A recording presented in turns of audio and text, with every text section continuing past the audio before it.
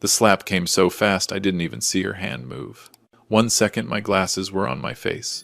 The next, they were skidding across the ballroom floor at Harborview Country Club, a lens cracking under the chandelier's white light. The music stopped mid-note. Conversations died. 150 people stared. My cheek burned, but the real pain sat deeper, right under my ribs. That's what you get for being so selfish, my daughter-in-law spat. Brianna stood there in lace and crystals, bouquet in one hand, the other still raised from hitting me. A man your age doesn't need a whole lake house to himself. Stop clinging to it and give Logan the keys.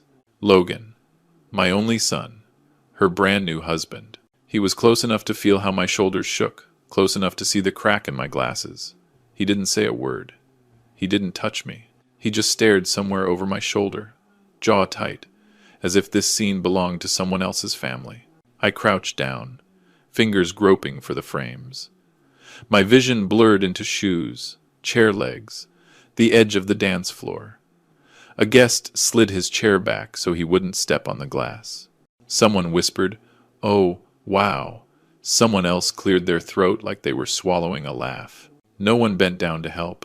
"You're not welcome here anymore," Brianna went on, voice bright and clear like she was giving a toast. "Logan and I are starting our life. We need privacy. Your place is just sitting there. It'd be perfect for us while we find something better." Her words bounced off the vaulted ceiling, off the white flowers, off a room full of people pretending they weren't enjoying the show. I found my glasses by touch. One lens was spiderwebbed, the frame twisted. I slid them back on anyway. Through the cracks, my reflection in the mirrored wall looked exactly how I'd encouraged people to see me for years. Old suit, cheap tie, shoulders a little rounded, harmless, ordinary, easy to overlook. My name is Martin Cole. I'm 69 years old, widower, retired school janitor. Around town, I'm the guy who still fixes leaky faucets for $20 and a slice of pie. I buy my flannels off the clearance rack at the feed store. I drive an old Ford pickup that leaks oil on Logan's perfect driveway. To Brianna, and, judging by his silence, to my son, that's all I am. A man on a small pension, rattling around alone in a big, unsafe lake house he doesn't deserve. That's the picture I painted on purpose. Before I was the man pushing a mop down high school hallways, I spent 30 years quietly buying the parts of this town no one else wanted. My wife, Ellen, used to say, "Invisible money lets you sleep. Flashy money just brings trouble." So we chose invisible. The trouble just arrived in a wedding dress. For months, Brianna had been sanding me down with that bright, polished smile. "Mr. Cole, it's 2025, she'd say, eyeing my truck. "You know, cars come in colors other than rust, right?" Then came the brochures for assisted living places she just happened to leave on my kitchen table. The comments about my memory, my balance, how confused I seemed. Logan started repeating her lines like he'd thought of them himself.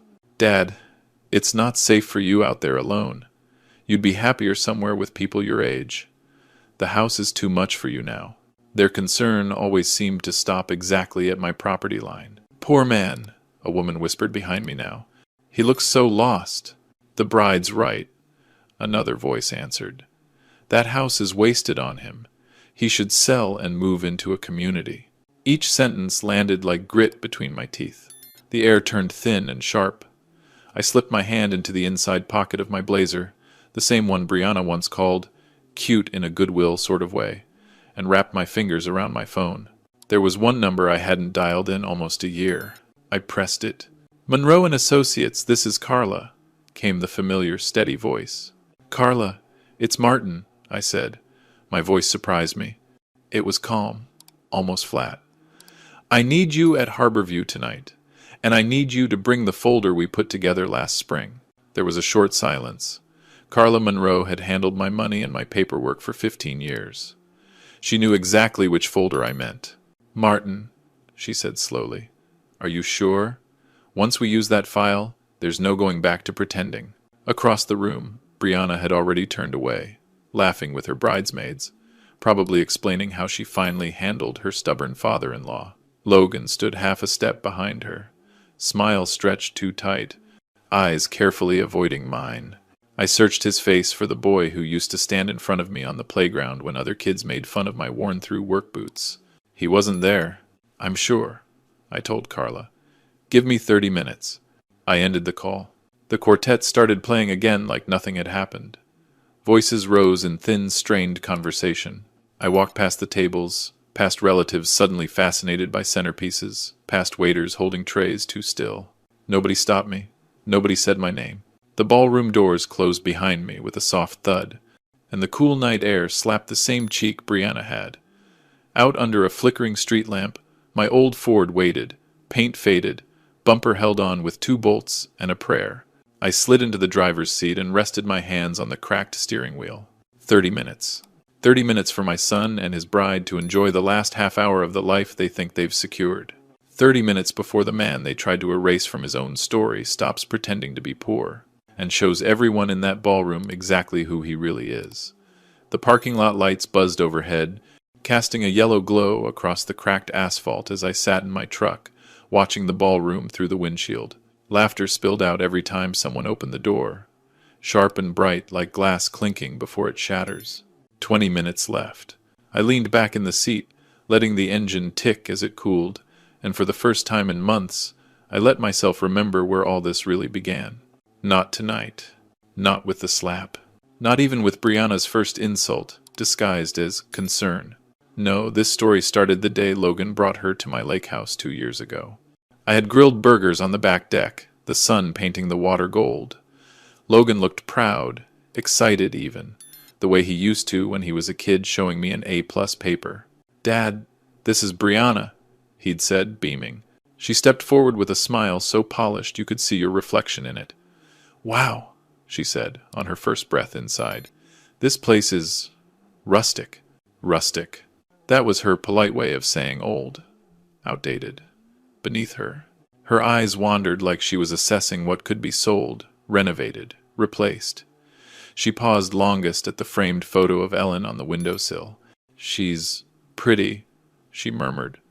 But her expression said something else entirely. Over dinner, she asked too many questions in that sugary voice of hers. "So, Mr. Cole, you said you retired from janitorial work. How do you manage financially now? Is this property fully paid off? Do you have help out here? You know, like medical alert services?" Logan didn't notice the way my fork slowed. Or maybe he did, and chose not to. At the time, I told myself she was just curious. Most people don't understand a man who chooses to live simply even when he doesn't have to. But then came the phone call. I overheard 6 months later her voice drifting through the hallway while she stood on my deck, pretending to admire the lake. "He's alone out here," she had whispered. "The place is huge. I swear he's slipping. If we can convince him it's not safe, we could stay here until we get on our feet." My chest had gone cold, but I didn't confront her. Not yet. I wanted to understand who I was dealing with. And the more I watched, the more I saw. The way she nudged Logan to speak for me when we went out to dinner. The way she lost my mail, twice important mail from the county tax office. The way she'd loudly tell Logan, "He repeated the same story twice, babe. I'm worried." Pretty soon, Logan started echoing her. "Dad, you do forget things. Dad, maybe you shouldn't be driving at night. Dad, it's not healthy being alone in that house." The son, who once defended me from every bully, now defended someone else from me. The turning point came the day I found a real estate brochure on my kitchen counter. The same counter where Ellen and I used to knead dough for homemade bread, where Logan used to sit, swinging his legs while I cut his sandwiches into little squares. Brianna had circled a senior living complex in red ink. "Private rooms!" On-site nurses. Perfect for older adults transitioning out of independent homes. A sticky note sat on top. "Just thinking of you." My hands had trembled not with age, but with understanding. They weren't just waiting for me to fall. They were pushing. I'd called Carla the very next day. "Open the safety file," I'd told her. "All of it. I want everything updated." Because the truth was simple. For years, I'd been protecting Logan from the full extent of my resources. I didn't want money to change him. I didn't want him to become the kind of man who measured worth in dollars instead of character. But greed has a funny way of sniffing out what you hide. Back in the present, I checked the time. 10 minutes left. Inside the ballroom, silhouettes moved past the windows, dancing, laughing, drinking, celebrating. Brianna had no idea she'd just slapped a man who could buy this building twice over. Logan had no idea he was standing on a rug I could pull out from under him with a single signature. None of them knew who I really was. But in 10 minutes, they would. By the time the clock inside my truck blinked to the 30-minute mark, I could feel something shifting inside me like a quiet door unlocking after years of being jammed shut. I stepped out into the cool night air, leaned against the truck, and watched the ballroom from a distance. The laughter inside sounded almost unreal, as if it belonged to another world. A world where fathers weren't slapped at their son's wedding. A world where love wasn't transactional. A world I had once imagined my boy would grow into. But reality had a different script. It had shown itself clearly 3 months ago, during what Brianna had called an important family conversation.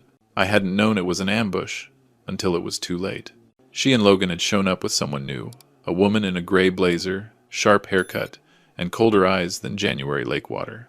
"Mr. Cole, I'm Dr. Vanessa Harper," the stranger had said, extending a hand. "I'm a cognitive health consultant. Your family asked me to evaluate your daily functioning." I'd blinked, confused. Evaluate my what? Logan wouldn't meet my eyes. "Dad, it's just a quick check," he'd said, rubbing his palms together like he always did when he was hiding something. "Brianna and I are worried about you living alone." Worried. Funny how that word becomes a weapon in the right hands. Brianna stepped forward, voice dripping with polished sympathy. "Martin, we just want to make sure you're not losing track of things. You get confused sometimes. Remember last week? You said you misplaced your checkbook." "Yes," I'd said slowly, "because you moved it to a different drawer." Her smile had frozen. "Oh, right. That." Dr. Harper opened a binder. "This won't take long. Just answer a few questions." I glanced at Logan. My son, the boy I once taught to skip stones. My son, the young man I helped through his mother's death. My son, the only family I had left. And he just stood there, letting strangers test if his father still had a mind. I'd held up a hand. "No," I said. "We're not doing this." Brianna stepped closer, lowering her voice to a whisper. "If you refuse the wellness evaluation, Martin, it raises concerns. The court takes that very seriously when determining capacity." Court. Capacity. The words slithered under my skin like ice water. I looked at Logan again. "Is this what you want?" He finally met my eyes, and what I saw there was worse than anger. It was fear. Fear of losing something. Fear of disappointing someone. But definitely not fear for me. "Dad," he murmured, "we're just trying to help. If something happened to you alone in that big house..." The house. Always the house. I had swallowed hard. "If you're truly worried about me," I said quietly, "why don't you ever ask me what I want?" Brianna folded her arms. "What about what's best for us?" There it was. The truth. Unfiltered. Ugly. The evaluation had ended right there, but the message was clear. If I didn't step aside, they were prepared to push me aside. 2 weeks later, Joseph, my neighbor, and old fishing buddy, knocked on my door, breathless. "Martin," he said, "you won't believe what I saw." He'd been in the parking lot of Lakeside Realty when he spotted Brianna getting out of her car with a well-dressed man carrying a measuring wheel and a clipboard. "A property assessor. She was pointing toward your place from across the lake," Joseph said, like she was giving him specs. I didn't react. I didn't shout. I didn't break anything. I just nodded. Because by then, the picture had already formed. They weren't waiting for me to get weak. They were preparing to prove that I already was. I'd called Carla the next morning. "Open a second file," I told her. The defensive one. She had hesitated, voice unusually soft. "Martin, are you sure?" "Yes," I'd said. "I think I've been sure for a long time." Now, leaning against my truck, as silhouettes danced inside the glowing ballroom, I felt a strange calm settle over me. They had planned their moves carefully. They had set their trap with patience. They believed they had me cornered. But they never planned for one thing, that the quiet old janitor they underestimated was holding cards they didn't even know existed. And in just a few minutes, the whole deck would flip. Carla's headlights appeared exactly when she said they would, 30 minutes sharp. Her silver sedan turned into the parking lot with the same quiet precision she ran her entire practice with. The door opened, and she stepped out carrying a thick, weatherproof briefcase strapped with 2 buckles. She didn't walk. She approached, deliberate, controlled, like someone who understood the gravity of the moment long before I ever admitted it to myself. "Martin," she said when she reached me, her voice steady as a surgeon's, "before I open this, I need to hear you say it again. Are you absolutely sure this is what you want?" I looked through the ballroom windows. I could see Brianna twirling on the dance floor, drunk on her own victory. I saw guests laughing with the kind of relief people feel after witnessing someone else's humiliation. It meant they weren't the target. And standing beside his bride, stiff posture hiding a trembling hand, was my son. The boy I once carried on my shoulders. The boy who placed dandelions on his mother's grave every spring. The boy who now let his wife slap me without flinching. I turned back to Carla. "Yes," I said. "They want to see who I am? Tonight they will." Carla nodded once and unbuckled the briefcase.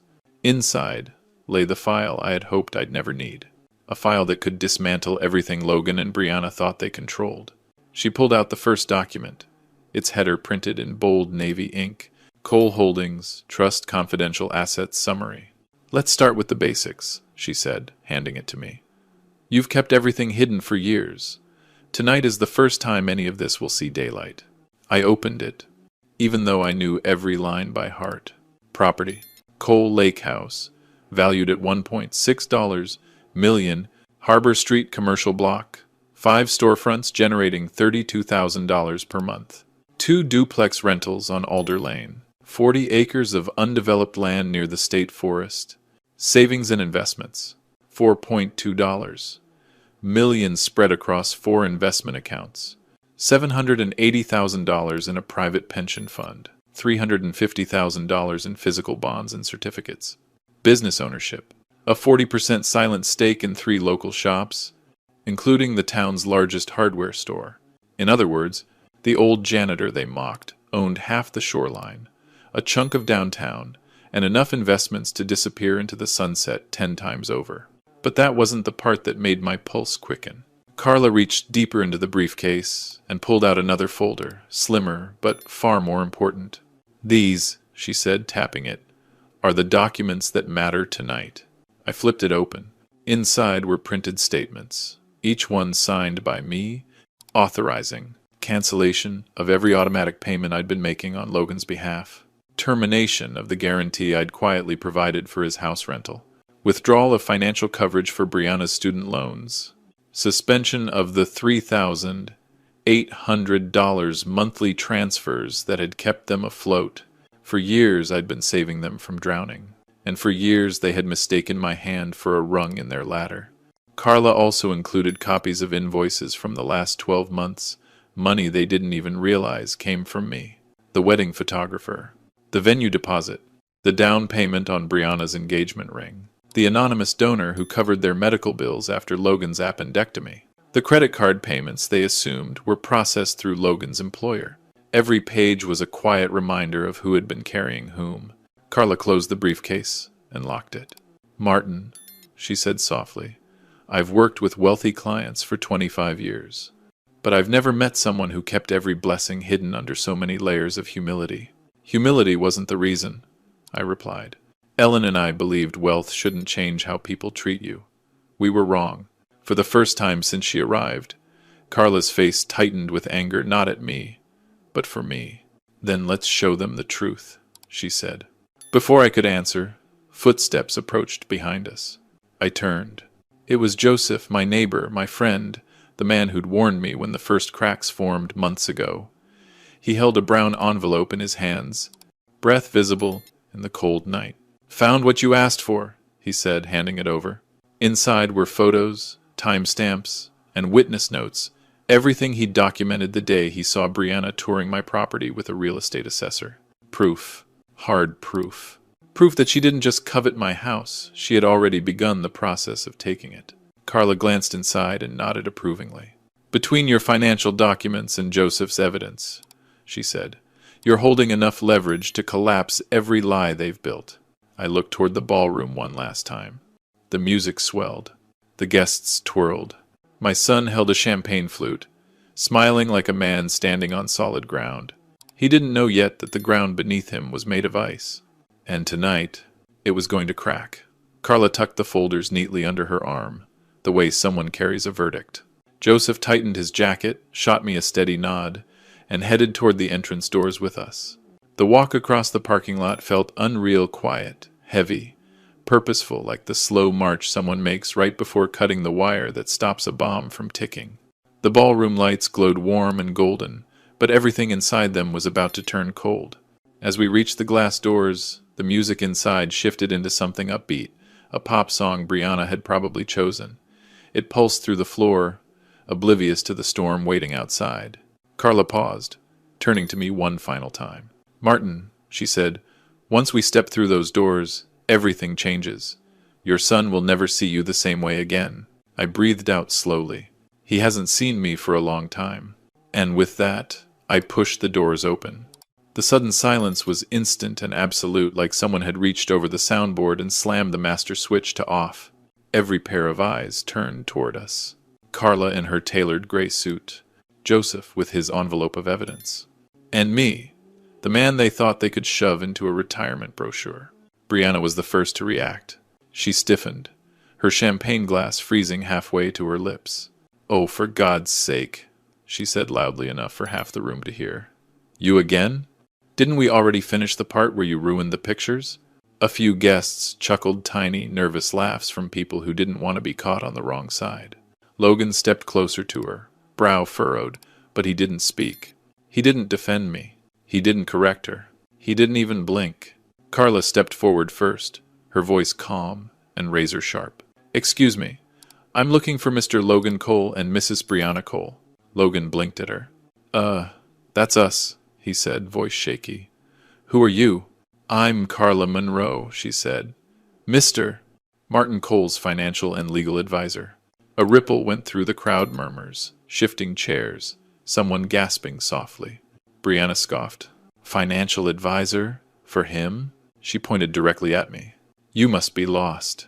Carla didn't move, didn't blink, didn't break her calm.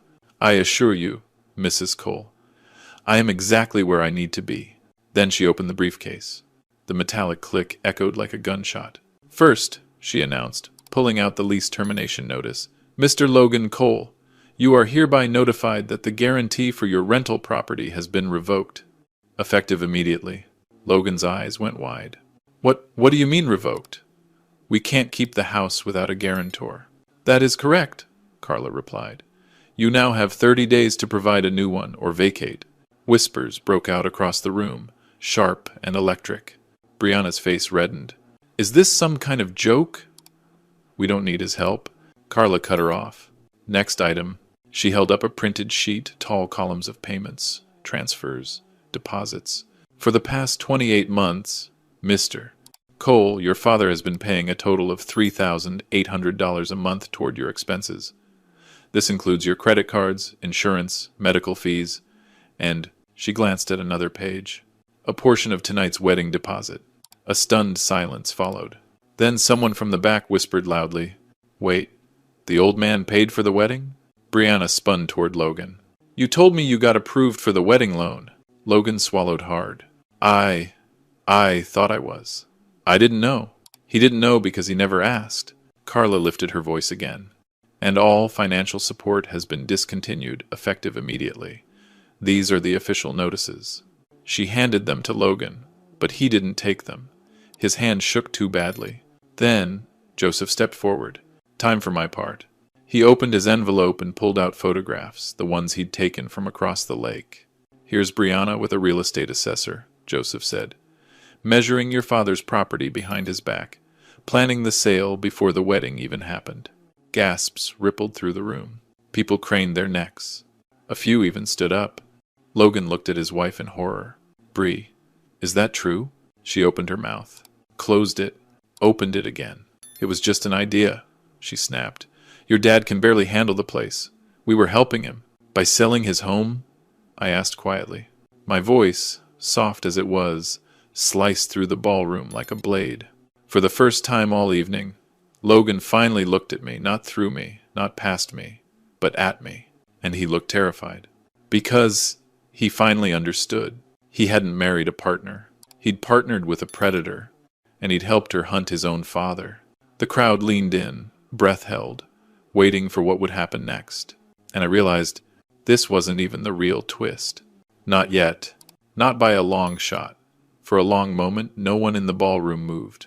It was as if the air itself had turned to glass, thin, fragile, ready to shatter with the next breath. Logan stared at the photos Joseph held up, blinking like the images were too bright to look at directly. "Bree, why were you at my dad's property with an assessor?" he asked, voice cracking like a teenager's.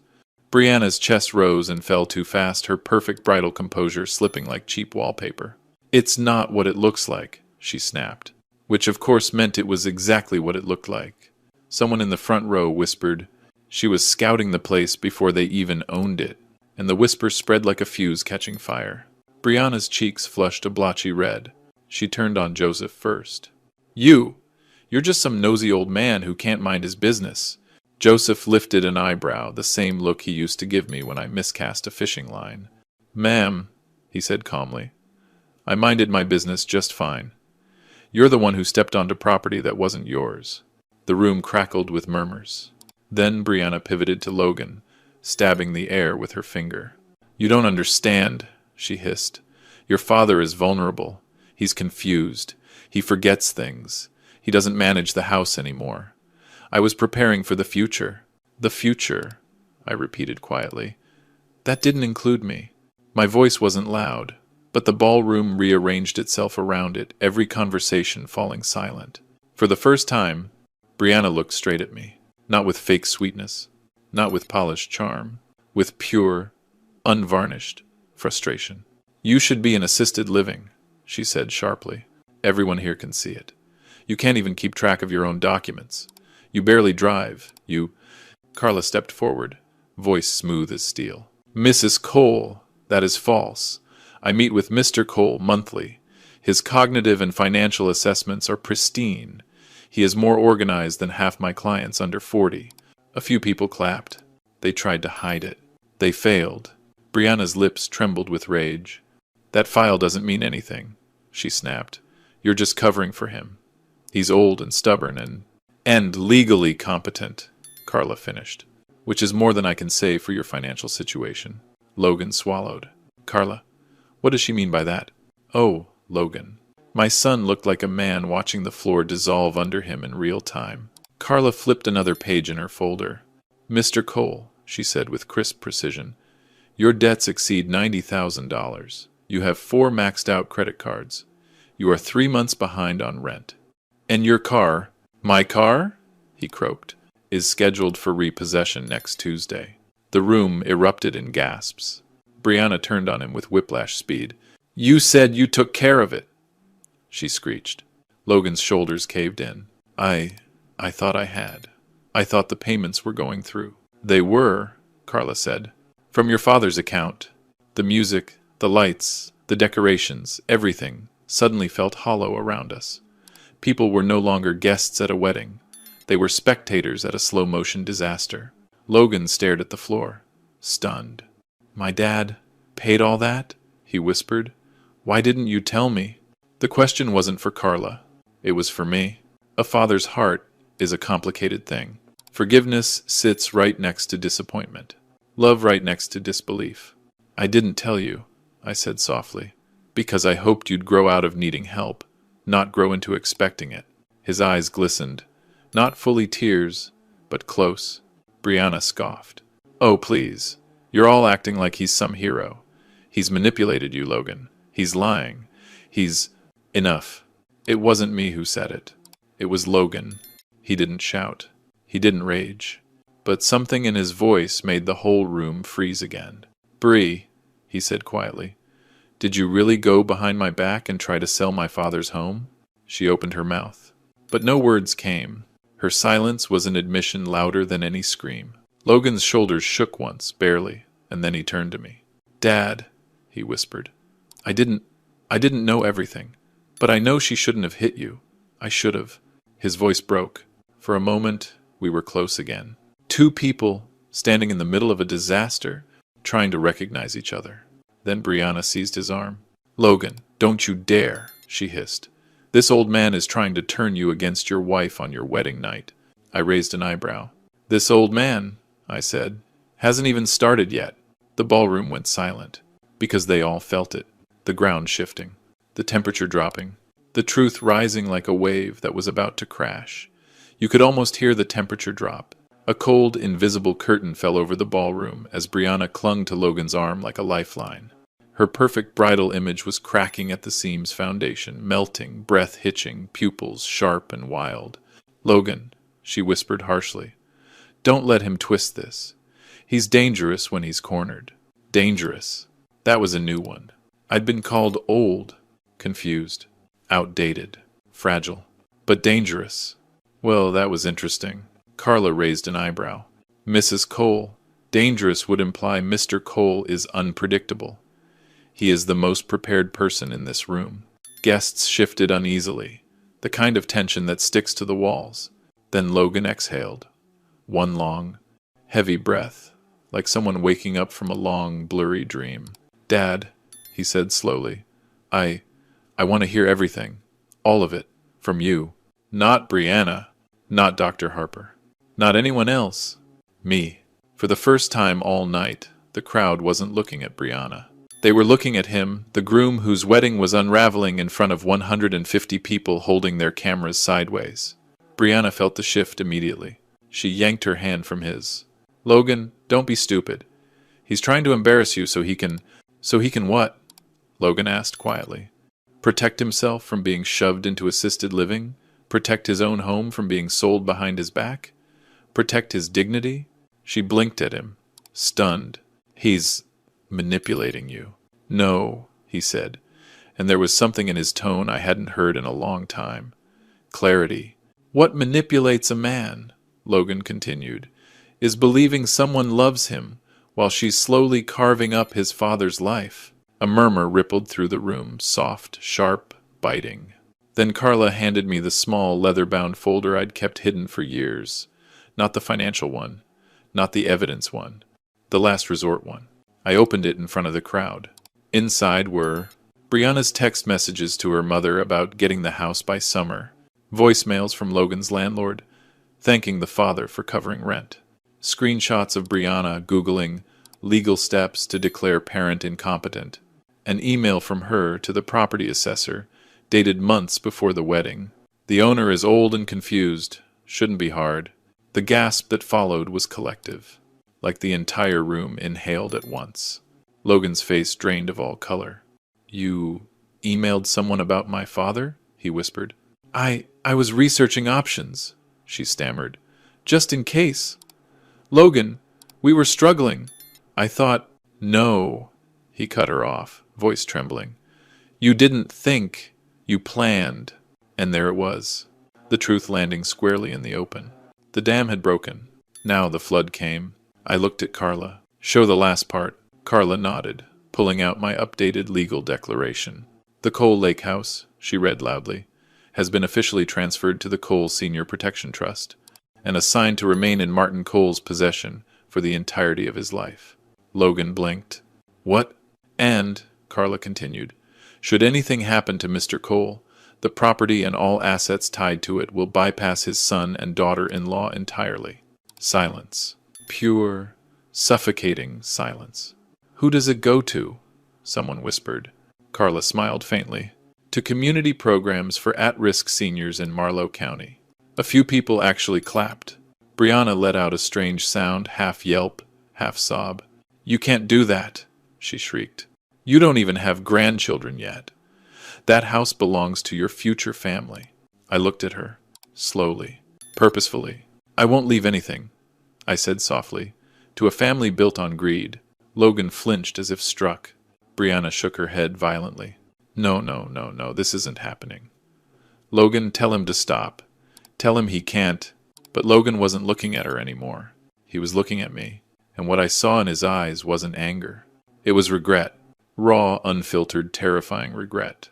"Dad," he whispered, I didn't know it was this bad. I didn't know what she was doing. I didn't know I was hurting you." You didn't ask to know, I replied. Brianna lunged toward him. Logan, are you really going to let him humiliate us like this in front of everyone? I stepped forward. This isn't humiliation, I said. This is truth, and truth doesn't care who's watching. The crowd held its breath. Brianna stood frozen in her wedding dress, mascara streaking down her face, surrounded by the ruins of the life she tried to steal. Logan stood beside her, but separate now, emotionally a mile away. And me? For the first time in years, I felt light, like a man finally stepping out of a lie he'd lived in for too long. But the night wasn't done, not even close. The ballroom doors were still closed behind us, but it felt like every person in that room had been dragged to the very edge of something raw and irreversible. Brianna stood trembling in the middle of the dance floor. Her dress, once pristine, now wrinkled and stained from tears and sweat. The perfect bride mask had cracked completely, and what was left underneath was something unfiltered, desperate, and feral. Logan didn't touch her. He didn't reach for her. He didn't speak. He looked like a man seeing a stranger wearing his wife's face. I could almost hear the moment his heart split into two separate truths. The father he'd doubted, and the woman he'd trusted. The silence stretched long enough for people to start whispering again. Phones were out. Hands were covering mouths. Even the DJ froze behind his booth. Brianna finally snapped. This is all your fault, she spat at me. Her voice cracked. Her hands shook. You did this to us. You made Logan look stupid. You ruined our wedding. I didn't flinch. No, I said softly. You ruined it the moment you decided my life was something you could carve up for your own convenience. Her breath hitched. She wasn't used to being spoken to plainly, but she wasn't done. You don't understand what it's like, she hissed. We're drowning, Logan and I. Drowning. You think it's easy to start a life in this economy? You think we had a choice? You had everything, Martin, everything, and you hid it like some kind of selfish old... Logan stepped toward her. Stop. No, she snapped. He needs to hear it. Then she turned fully toward me, rage flashing like a match too close to gasoline. You could have made our lives so much easier. You could have helped us. You could have given us a head start. But instead you hoard money and pretend to be poor, and then act like we're the villains for trying to survive. Her voice spiraled higher, faster, sharper. You think you're noble? You think you're teaching us a lesson? You're pathetic. A lonely old widower with no friends and no life, and a house that should have gone to someone who actually needs it. Bree. Enough, Logan said again, louder this time. But she was far past listening. You're not even worth what you're sitting on, she screamed. You should have handed the property over and gone somewhere safe, instead of clinging to a house you can't maintain. Something inside me snapped. Not anger. Not pain. Clarity. Brianna, I said, you don't want a home. You want ownership of the man who owns it. The entire room froze. Her jaw locked. Her cheeks blotched red. Her fingers curled so tight her knuckles whitened. You... she started. But Carla cut in. Actually, Carla said, her voice velvet wrapped around steel, there's something else we haven't addressed yet. She opened another folder, a smaller one, a more delicate one. A court notice filed by Dr. Vanessa Harper, the cognitive health consultant.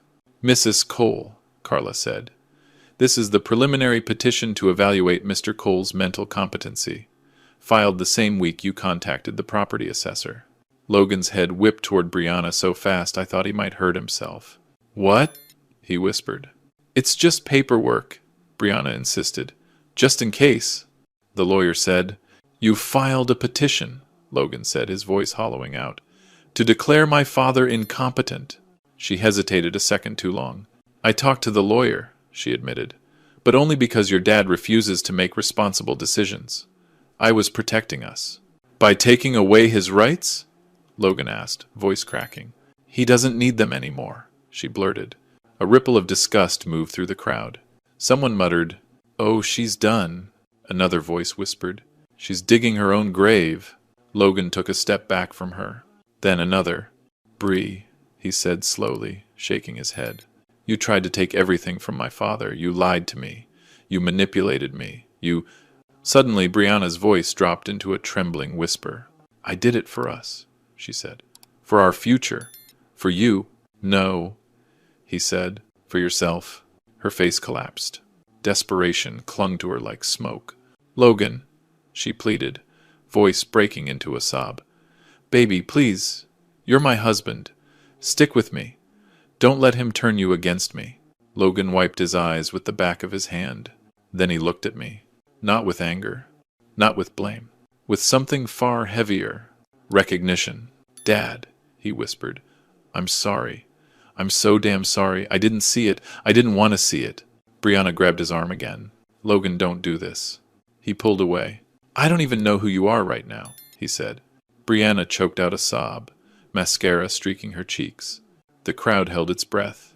The DJ shut off the lights, leaving only the chandeliers glowing down on the ruins of their fairy tale. And in that still, glittering quiet, I realized something. Tonight wasn't the collapse of their illusion. It was the rebirth of my son. But the night still had one twist left. One final truth they never saw coming. The chandeliers above us flickered like they were unsure whether to keep illuminating the mess below. Every guest stood frozen in that glittering half-light, caught between disbelief, curiosity, and the morbid fascination that only real-life disaster can provide. Brianna's mascara streaks had turned into black rivers, carving down her face. Logan stood a few feet away from her, looking like a bridge that had finally buckled under too much weight. But the night wasn't done revealing what it had been holding. Not even close. Carla stepped forward again with that quiet, unstoppable confidence of a woman who has already won the war. She held a final folder in her hand, thinner, more dangerous, like a matchstick dipped in gasoline. Mrs. Cole, she said, before we end this discussion, there is one last matter, something Mr. Cole asked me to investigate 2 months ago. Logan blinked. 2 months ago? I nodded once. Because 2 months ago is when the real betrayal began. Carla opened the folder, revealing a stapled stack of printed reports. This, she announced, is a record of every phone call, email, and office visit that Brianna has made in the last year to attorneys and elder law consultants. A gasp rippled through the room. Brianna stepped back like the papers were poisonous. You had no right to look into my private. Carla didn't flinch. On the contrary, you involved Mr. Cole in attempted legal action without his knowledge. That made it our business. She lifted one page. 3 months ago, Mrs. Cole met with Attorney Saunders and asked about the legal pathway to secure what she referred to as premature guardianship over Mr. Cole. The room erupted. Guardianship? Someone hissed. That's for people who can't make decisions. She wanted control of everything. Oh, she's finished. Brianna shook her head violently. No, that's not Logan. Listen to me. That's not what it was. But Carla hadn't finished. She lifted the next page. And 4 weeks after that meeting, she requested the standard guardianship application forms. Those forms include full control over Mr. Cole's finances, power to sell his home, medical authority, and legal decision-making rights. Logan's face cracked open. You wanted legal control over my father? His voice shook. Bree, why? She reached for him again, but he pulled away before she touched him. It wasn't like that, she insisted. I was trying to protect us. Protect you. If your father lost the house. The house? Logan snapped. Everything for you comes back to the damn house. Brianna opened her mouth, but Carla held up a third sheet. And this is the email Mrs. Cole sent the day after Martin refused to move out. She read it aloud, her voice crisp and devastating. If we can get him declared incompetent, Logan and I can manage his estate. The lawyer said it's easier when there's cognitive decline. I'll start documenting every confused moment. The ballroom gasped as one. Even the decor seemed to pause. Brianna went pale white as the lace on her ruined gown. That's taken out of context, she cried. That is not. It's your email, Carla said. Your words, forwarded from your own account. Logan staggered back a step, gripping a chair like he needed it to stay upright. You planned this, he whispered. You made me think Dad was slipping. You planted doubts. You told me he repeated stories, left the stove on, misplaced his wallet. I didn't make anything up, Brianna shrieked. I just emphasized things. He is old. He's not incompetent, Logan shouted. and the pain in his voice was unbearable. "He's my father." Brianna looked around wildly, searching for an ally, but every face she found had turned cold. And then, right then, Joseph stepped forward again. "There's more," he said, pulling out a USB drive. "This is from my porch camera." Brianna froze. Her face drained to ash. Joseph continued, "It shows you entering Martin's porch last month.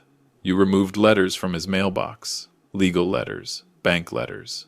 A wave of murmurs surged. "You stole my mail?" I asked quietly. Brianna's chest heaved. I was trying to help. I didn't want you confused by—" "No," Logan said hollowly. "You wanted documented proof he couldn't manage his own affairs." Her silence answered everything. Logan covered his mouth with his hand. I saw the moment the last thread snapped inside him. "Dad," he whispered, "she tried to trap you, and I let her."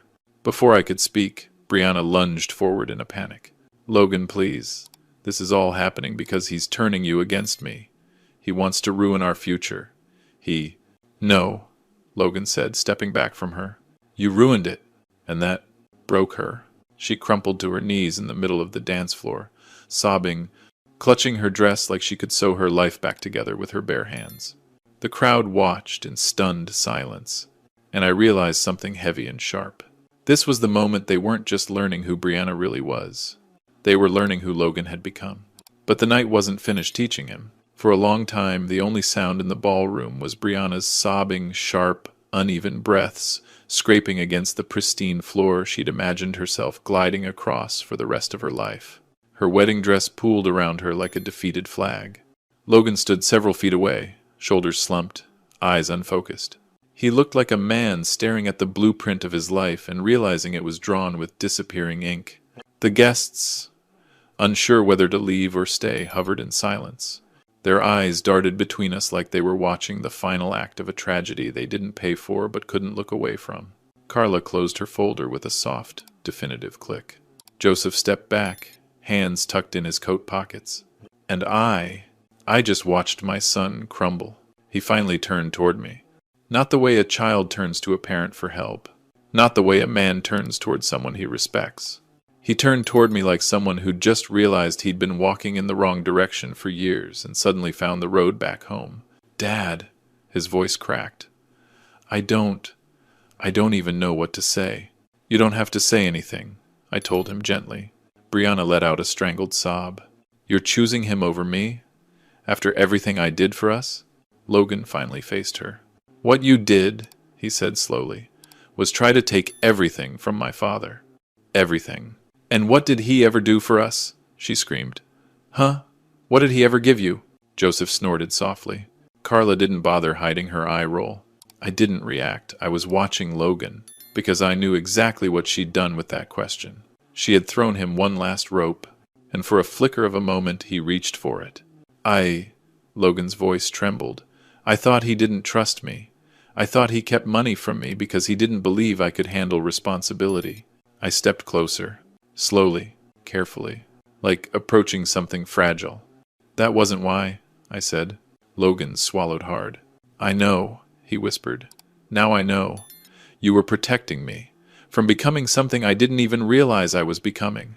His voice thickened. No tears yet, but close. "I let her talk me into thinking you were weak. I let her convince me you needed oversight. I let her—" He squeezed his eyes shut. "Dad, I didn't stand up for you. Not once." "Then stand now," I said softly. His eyes snapped open, wide, raw. "Son," I continued, "every man makes mistakes, but who you become after seeing the truth, that's what defines you." Logan's breath hitched. Then, finally, he broke. Not loudly, not theatrically, just one quiet, unmistakable sob, the kind a grown man makes when he realizes he's not broken, just lost. He stepped toward me. One step, two, then he stopped inches in front of me, shaking. "Dad," he whispered, voice crumbling. "I'm sorry." I placed a hand on his shoulder. It wasn't forgiveness. Not yet. Forgiveness needs time to breathe. But it was something else. Recognition. Understanding. The first stone laid on the path back. Behind him, Brianna rose to her feet, hair wild, dress ruined, eyes burning with something feral. "You're making a mistake, Logan," she spat. "He's manipulating you. He's the reason you're broke. He's the reason we're stuck. He's the reason—" "No," Logan said firmly. "I am." The room stilled. Logan turned to face the guests, those who had watched, gossiped, whispered, and judged. "I let my wife convince me my father was a burden," he said. "I let greed blind me. I let my fear of failure make me cruel. And I let someone else dictate how I treated the man who raised me." His voice shook, but he kept going. "That ends tonight." A wave of murmurs rolled through the room, soft, stunned, respectful. Logan turned back to me. "What happens now?" he asked quietly. "Between us?" I studied his face, the same face Ellen traced with her fingers the day he was born. "What happens," I said, "depends on what you do next." He nodded slowly. "Not a promise, but a beginning." Then, behind us, the ballroom doors swung open, and the person who stepped in next was someone none of us expected. The heavy ballroom doors swung open with a thud that sliced straight through the charged silence. Every head turned. Even the chandeliers seemed to pause mid-glow. A tall figure stepped inside, broad-shouldered, salt and pepper hair, suit sharp enough to cut glass. For a split second, my breath stalled, because I knew that walk. I knew that posture. I knew that face. Samuel Harrington, my late wife Ellen's older brother. The man who hadn't attended a family gathering in nearly a decade. The man who disappeared after Ellen's funeral, carrying his grief like a stone he couldn't put down. And the one person Brianna absolutely did not expect to see. He wasn't just an uncle. He was a retired federal investigator. A bulldog with a badge. A man who could smell a lie before the liar even opened their mouth. He walked straight toward me with long, decisive strides, ignoring the stunned murmurs and wide-eyed guests. "Cliff," he said, gripping my shoulder. His voice was steady, grounded, strong. "I saw the videos." "Ah, the videos. The ones recorded by guests who wanted internet glory. The ones that had circulated the city within hours. The ones that showed the slap, the humiliation, and the truth pouring out like floodwater." Samuel tightened his jaw. "You should have called me," he said quietly. I gave a hollow smile. "You disappeared, and now I'm back." Behind us, Brianna froze. Her face drained as recognition hit her like a brick. Because of course she knew who he was. She'd Googled me early in her relationship with Logan. She'd researched my extended family. She'd discovered Samuel's name in one of Ellen's old photo albums. She probably assumed he was long gone, irrelevant, maybe even dead. Wrong. Very wrong. Samuel turned his gaze toward Logan first, not with anger, but with the disappointment men like him used as a weapon. "You let your wife do this?" he asked. Logan swallowed hard. "No, Uncle Sam. I let myself do it. I'm not blaming her anymore." Samuel nodded once short, curt. A gesture of respect returned in small doses. Then he faced Brianna. He didn't shout. He didn't threaten. He simply let silence do what silence does best. "Amplify guilt." "I've been doing some digging," Sam finally said. His tone carried the cool precision of a man delivering evidence, not opinions. 3 months ago, you consulted an attorney about elderly guardianship petitions. Brianna stiffened. You also contacted a private financial investigator to track Cliff's assets. Her lip quivered. And last week, you met with a developer who's been trying for years to buy Cliff's workshop property. Gasps rippled across the room. I stared at Sam, stunned. "How did you—" "I never really left," Samuel murmured. "I just stepped back long enough to see who would step forward, for the wrong reasons." Brianna's voice finally cracked open. "You can't be serious. You can't just accuse me." "I'm not accusing," Sam said, lifting a manila envelope. "I'm proving." He handed it to Carla, who opened it slowly, methodically, like peeling the lid off a pressure cooker. Inside were photographs, bank statements, copies of emails, transcripts, screenshots of messages Brianna had sent to her friends, including one that made Logan stagger back as if struck. "He's dumb enough to trust me. Once we lock down the property, I'll make sure he signs whatever we need." Logan ran a shaking hand over his mouth. You were planning this before we even got engaged," he whispered. Brianna snapped. "It was just talk. Just a joke." Samuel raised an eyebrow. "A joke you emailed to a real estate broker." Her knees buckled, and she grasped the edge of a table to stay upright. I stepped forward. My voice was quiet, dead quiet. Why? The question hung in the air like smoke. Finally, Brianna whispered. Because I grew up with nothing. Because I promised myself I'd never struggle again. And Logan? He was my chance. My stomach twisted, not in anger, in recognition, because desperation can turn people into monsters. Samuel exhaled sharply and turned to me. You want to press charges? The room froze. Logan's eyes widened, half fear, half relief that the decision wasn't his. All eyes turned to me, the man Brianna had slapped, manipulated, cornered, and underestimated. I met Samuel's gaze. Not with fury, not with revenge. With clarity? No, I said. The room broke into shocked murmurs. But, I added, staring straight at Brianna, she leaves my life permanently. No contact. No negotiations. No second chances. And she walks out of here tonight without taking a single thing that doesn't belong to her. Brianna blinked, stunned. Samuel folded his arms. That's the deal. Take it or face charges. And then, for the first time all night, Brianna understood she had lost. Completely, she sank into a chair, trembling. Logan didn't go to her. He didn't comfort her. He turned to me, eyes glassy, voice breaking. Dad, what now? I looked at him, the man my son had become, standing at the crossroads of ruin and redemption. Now, I said softly, now comes the part where you decide who you want to be. The ballroom exhaled, but the night wasn't over, not by a long shot. Brianna left the ballroom like a storm, losing its strength, still loud, still furious, but unraveling with every step. Her heels clacked sharply against the marble floor, echoing through the hall until the front doors swallowed her whole. Silence settled again, but it wasn't the heavy, suffocating silence from earlier. This one felt suspended, like everyone was waiting to see if this night would end with ruin or rebirth. Samuel stood beside me, arms crossed, gaze fixed on Logan. He didn't have to say a word. Some men are their own verdict. Logan wiped at his face, trying to keep himself from fully breaking. But grief, real grief, doesn't listen to pride. Dad, he whispered, I don't know how to undo all of this. You don't undo it, I said gently. You start again. He swallowed hard, staring at the floor. I should have protected you. I shook my head. No, you just forgot who you were for a while. Pain can fix that, if you let it. A few guests, those brave or nosy enough to linger, watched us like witnesses at a quiet funeral. Not of a marriage, but of an old version of my son. Logan, Samuel finally said, stepping forward, you've been given something most people never get. Logan blinked. What? A chance to rebuild before life destroys you completely. My son let out a shaky breath, nodding slowly. But before he could speak again, Joseph reappeared through the ballroom doors with a tight expression. Cliff, there's someone waiting outside for you. Now? I asked. He nodded. It's urgent. Samuel exchanged a glance with me, one of those silent brace-yourself looks older men pass between trenches. We stepped outside into the cool night air.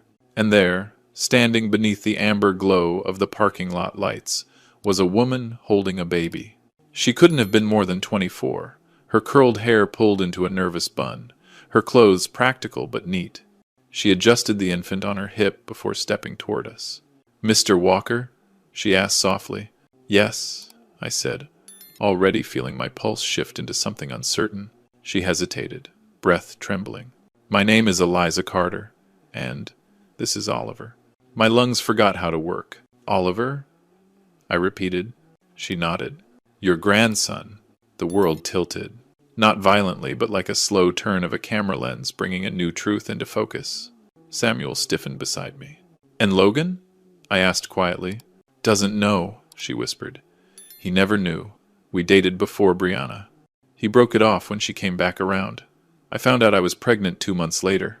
I stood in stunned silence, watching the baby tiny fingers curled like unopened petals sleeping against her shoulder.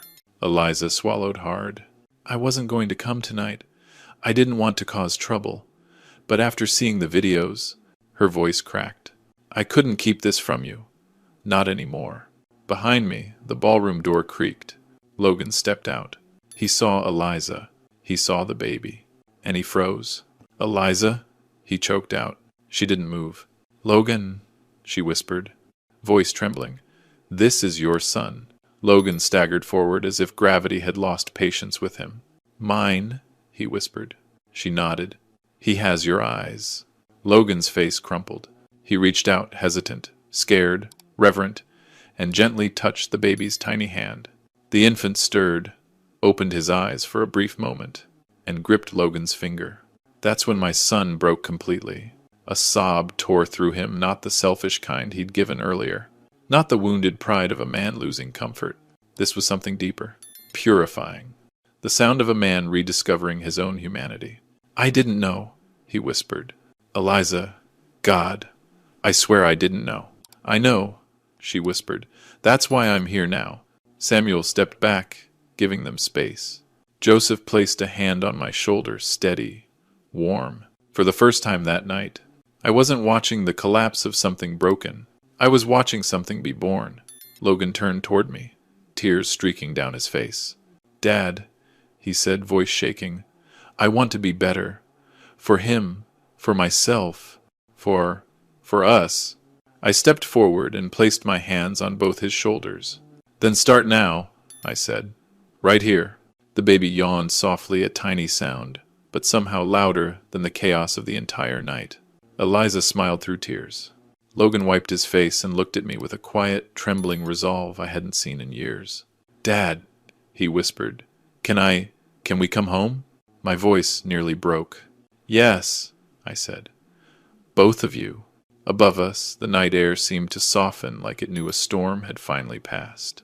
And as the ballroom emptied behind us, as the last echoes of betrayal faded into the cold Maryland air, I realized something. The story hadn't ended in destruction. It had ended in rebirth. Not for Brianna, not for the guests, not for the ones who watched and whispered, but for us, a father, a son, a second chance, and a new life sleeping quietly between us. Proof that even the deepest wounds can bloom into something worth keeping alive. When people ask whether I regret what happened that night, my answer is simple. The hardest truths save the most lives, especially our own.